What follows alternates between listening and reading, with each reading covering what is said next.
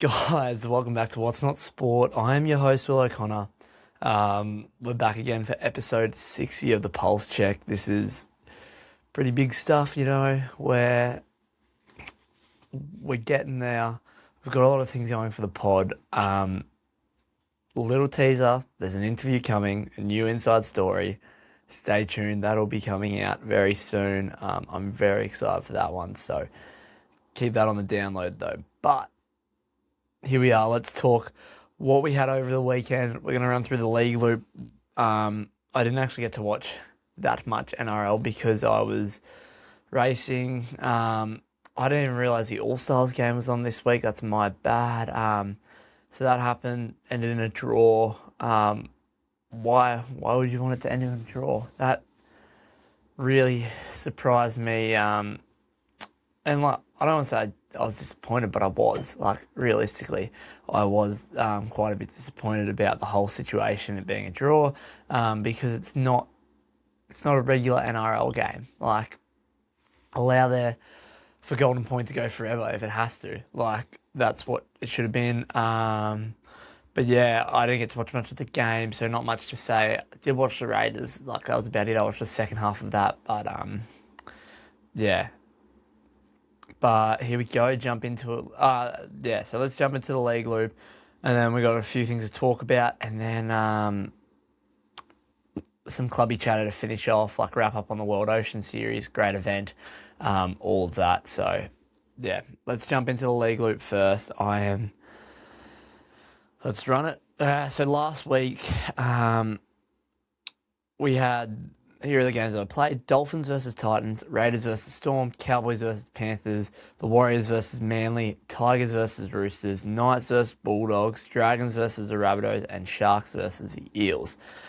In that, I tipped the Dolphins to beat the Titans.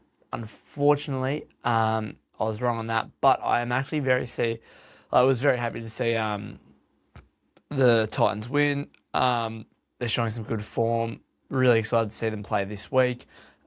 Raiders versus Storm, clinical from the Raiders. So much depth in that squad now.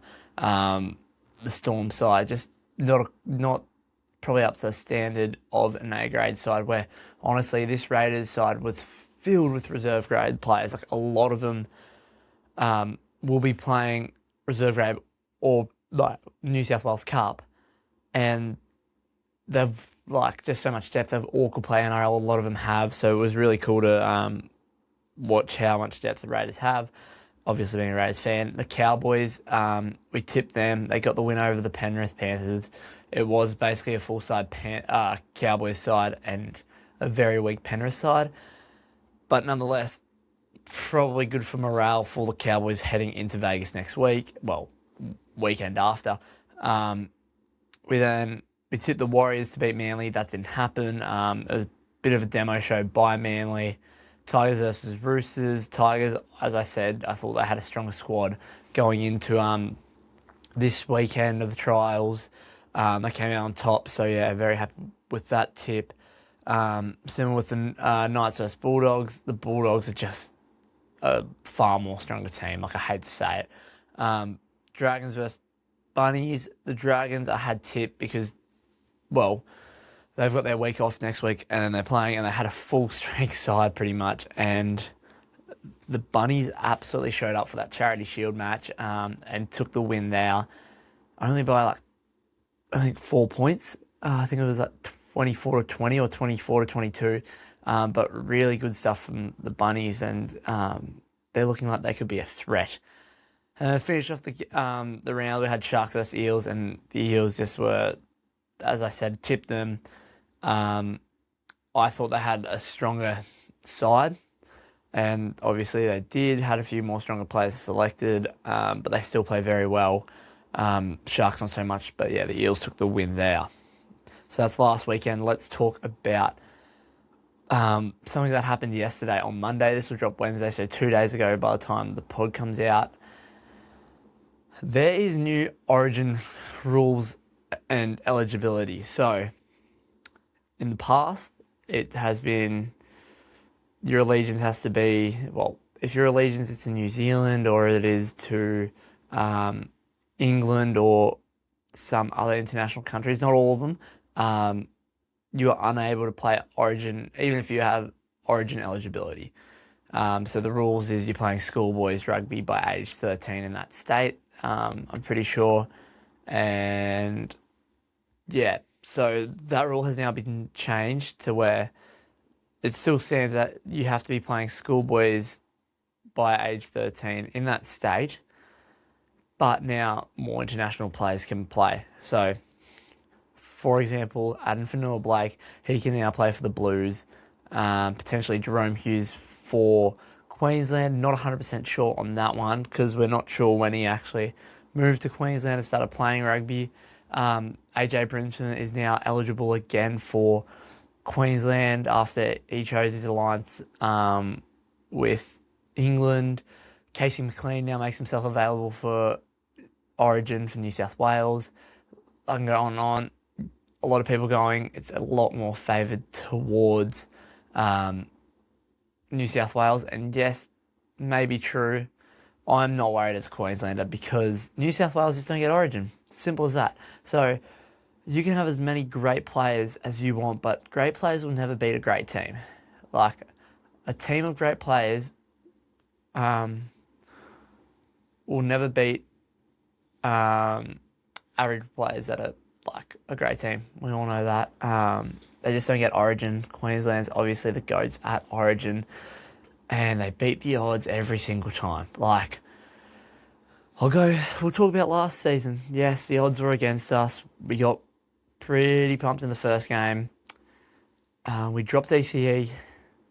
Our boy Tommy Dearden had to step up, and he did. We got the win at Perth. It was ugly, but got it done. And then we absolutely demolished, and I mean demolished, New South Wales in Game 3.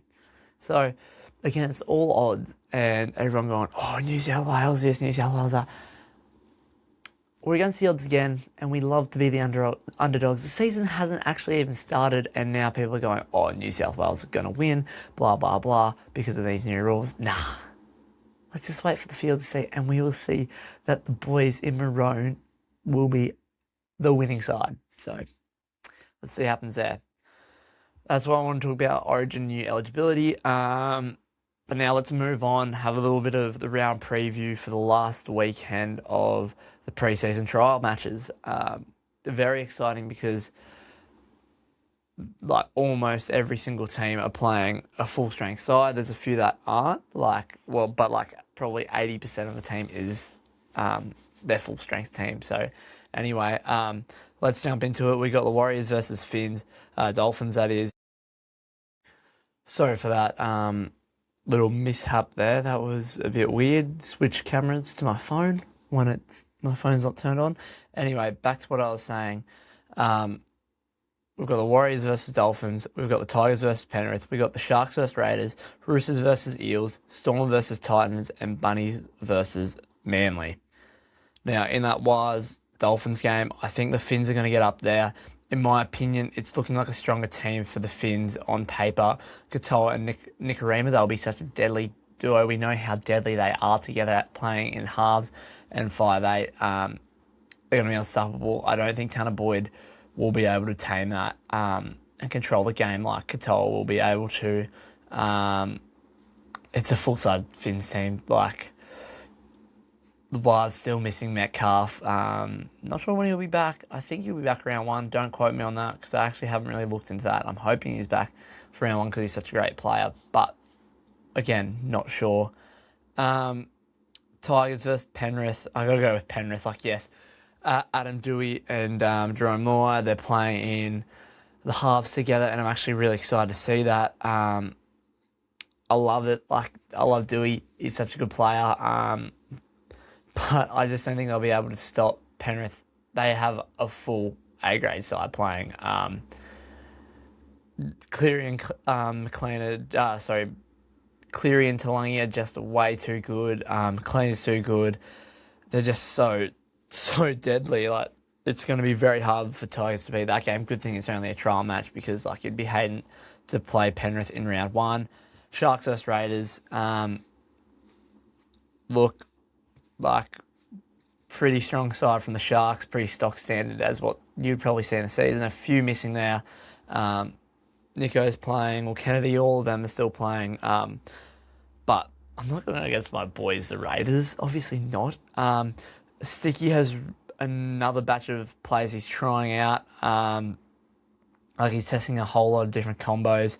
Simi Sasangi, he's starting in the centres. I love that. I love how good Simi is. He can play in the second row. He can play in the centres. He can play 5'8". He can probably play fullback if he wanted to. Like, that's how versatile that guy is.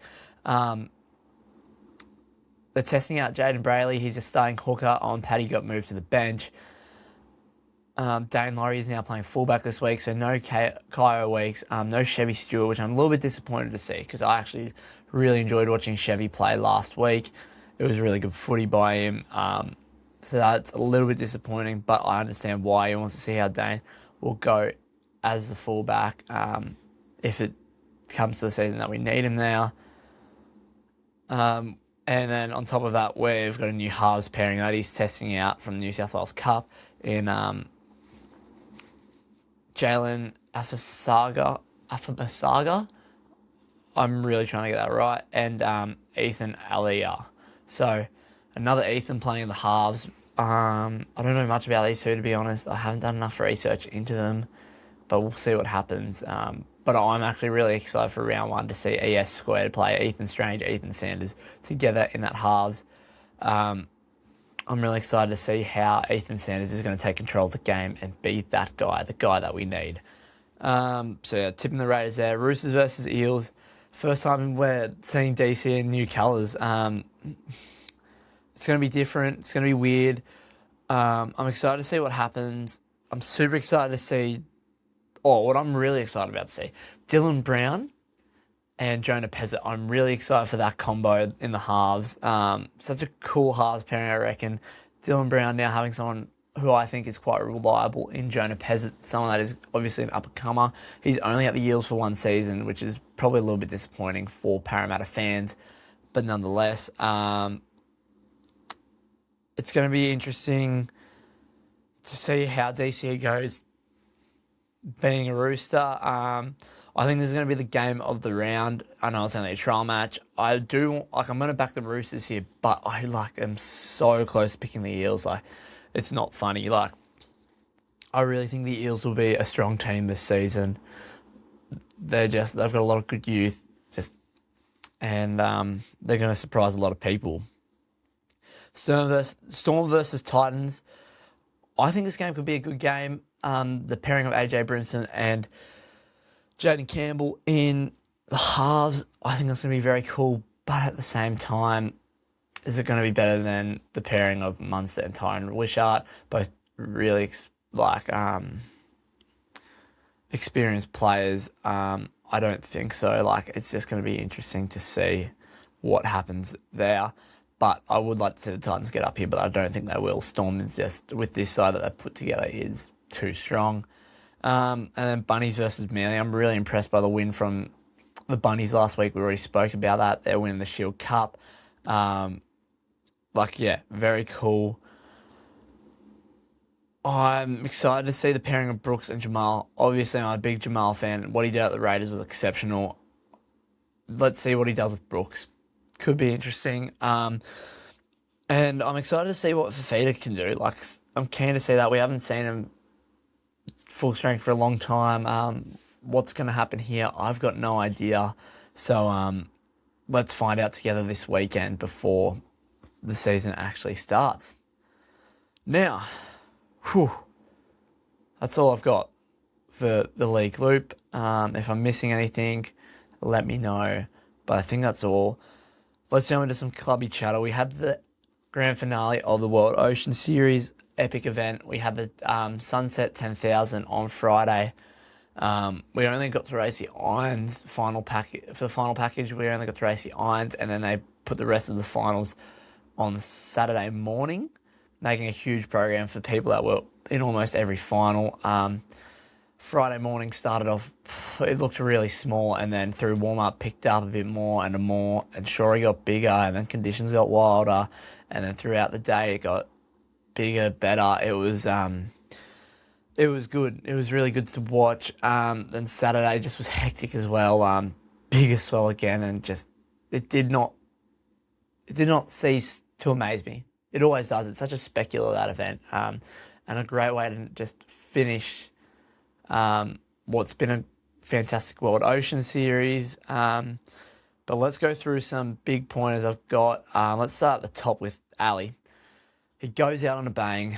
He didn't have the race that he wanted on Friday in that iron final, but second on in the Shannon Classic Iron Final, second to eighth. But he took out the mixed taplin, the first time he's ever done that.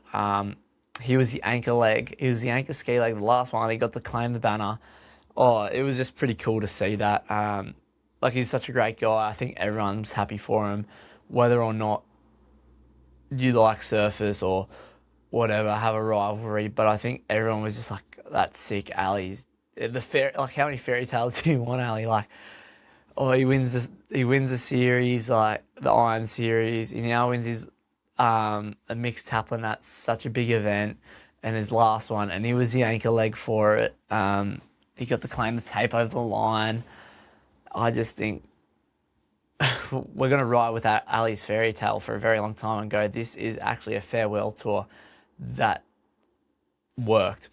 It was one that actually lived up to the standards, and I think that's really cool to see. So, yeah, that's that. What else to say? Ethan, what can I say about Mr. Callahan? Second at the sunset to Bevy on the Friday afternoon, takes out the Shannon Eckstein Classic on the Saturday. Now, he then secured the overall points for the season. That man is rolling in it.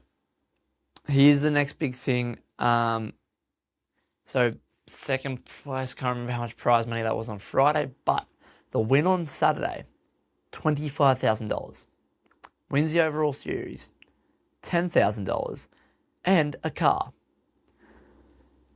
He could be the richest Ironman in surf sports right now after that. That is just a huge weekend out. Obviously, he is well deserved of it. He has had such a good season so far. He took out Bonnie Hills, one of the first World Ocean Series events, the first big event, 7,000 pointer. He's just done so well. He's been so consistent all season. So third in the Shaw and Partners Iron Series, and now a first in the World Ocean Series. Well deserving. Absolutely awesome to see. Connor Maggs second there. Like, it was close, but just Heath was just better. Like, that's all you can say. Heath was just better. Bevy, he got that huge result that I think he was hunting. Obviously, he didn't have the end to the Iron Series. That he didn't make the grand finale on the Sunday. Well, didn't make the Sunday of the Iron Series at all. So he finished up 13th. So lucky Ali Day's retiring, because Bevy now gets the call up to for a re-qualifying spot, if that's still how it works. But he would have been hunting for a win after that. He would have been feeling pretty down. So he actually came out firing on Friday afternoon, got the win, could claim it. He ran over the finish line with Bo. It was pretty cool to watch, if I'm going to be honest. So, yeah. Where else we go? Lana Rogers takes out the World Ocean Series. She was so consistent over the weekend. Got a second on the Friday. I think it was a fourth or a fifth on Saturday. Just, you can't beat consistency. She put in the extra work going to those smaller 5,000s that some people didn't go to. She went to Coffs Harbour. She went to Wanda. She was at Bonnie Hills. Didn't have the race she wanted at Bonnie Hills. She did Maroochydore. She did it all. Like, she obviously so consistent. Took out the 10,000 at Hayden Kenny. Like, set herself up really well. Obviously, she would have been disappointed with how the Iron Series went, but she turned that around to go win the World Ocean Series, to win the overall point score in the Iron, to win 10 grand, and to win another car. Like, that's the second car she's won now in the last 2-3 years. So, take my hat off to her. That's so much respect. That's just so awesome. And, yeah. Hannah Scully, Friday afternoon. I did not know she had those wheels on her. It looked like Lana was going to claim um, the 10,000 there, the Sunset 10,000, but no. Hannah Scully just had wheels for days. Like, that's the fastest I've ever seen Hannah Scully run, and I loved it. It was just epic to see. She's got that dog in her, eh? That was just awesome. Um, let's talk about Carla Papak. On Saturday, she had an absolute day out. Took out the Shannon X9 iron, won the 25 Gs. So Burley did the double, Ethan and her. So awesome. The skiway that she got down, I probably wouldn't have held that. It was, I don't know, a lot of blokes would have held that. Like, that was absolutely awesome. Held that ski wave all the way into the beach. It was a big wave. It was challenging. She proved that chicks don't always slow on skis. Uh, but yeah, it was absolutely just insane. And then also backing up the iron with then taking out the chicks ski race next on another like big wave again and holding that. I was very impressed by her performance, and yeah, she absolutely killed it. So and well deserving of it. She's been in form all season with the Iron Series. Probably didn't have that result that she wanted in the grand finale, but nonetheless, she still had a great Iron Series, and now what a great way to finish off the World Ocean Series.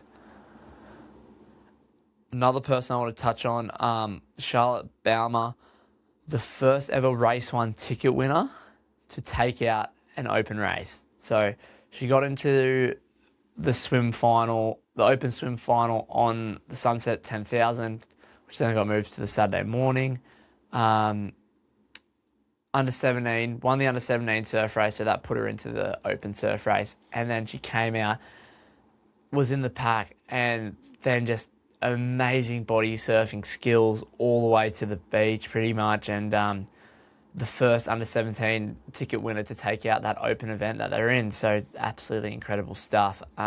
Shows just like, if it wasn't obvious enough with the girls and the blokes that we've had come through, the youth talent is so there. Like, it's coming through. It's just so impressive. And yeah, it's got a lot of depth to it. And one more person I really wanted to touch on, Ollie Dillon, comes away with 2 top 5 results in the board race. He's a second year under 19, got second to Zachy Morris for the Sunset 10,000 board race on that first leading wave. Same thing on Saturday afternoon on that leading wave. Just didn't quite have the wheels at the beach. Shout out Nathan McKenzie on that win on Saturday afternoon. That was awesome to see him. He would have been hunting up for a very long time a win like that, or just a result like that. That was so cool to watch. Such a cool guy as well. So really happy for him. But yeah, Ollie Dillon absolutely smashing it. Like, he got third at Next Gen in the under 19s, and then he comes out and he shows that he's an excellent board paddler against the opens. So he'll be getting a lot of calls this weekend or this week about his performance, and he should be very happy with that. So yeah, wow, smash that out, guys. That's a recap of the World Ocean Series. Always a great event. Was very, very fun. Now, not long left. We've got States and Aussies left. 5 weeks before the big dance, something like that. The date is, what are we at? The 17th of February. The Open Aussies start on the 25th, so yeah, 5 weeks, almost to the day. It's coming around quick, guys. I'm excited. I hope you are, but it's the final stage of the season. Like, you've either done the work now or you haven't. There's going to be no hiding.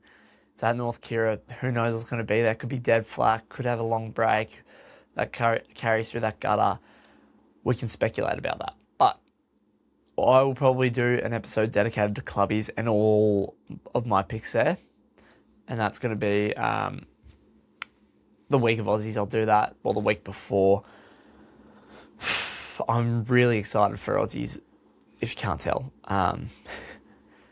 But I just can't believe that it's this time of the season already. only states and Aussies left.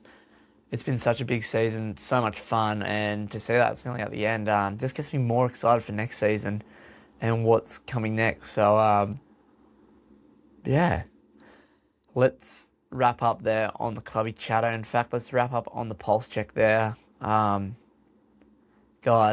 I hope you enjoyed this episode. These potties are getting a bit quicker and shorter. I hope you don't mind that.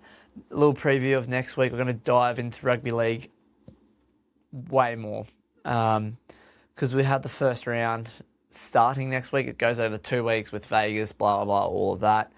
So I'm thinking I will share some rugby league fantasy players who I think are good buys. Maybe 4 or 5, 6 or 7. But then we'll also talk the ladder. My ladder prediction for the season, who I think the minor premier will be, who I think the top 8 is, and who I don't think will be there. So, and I'll tell you why.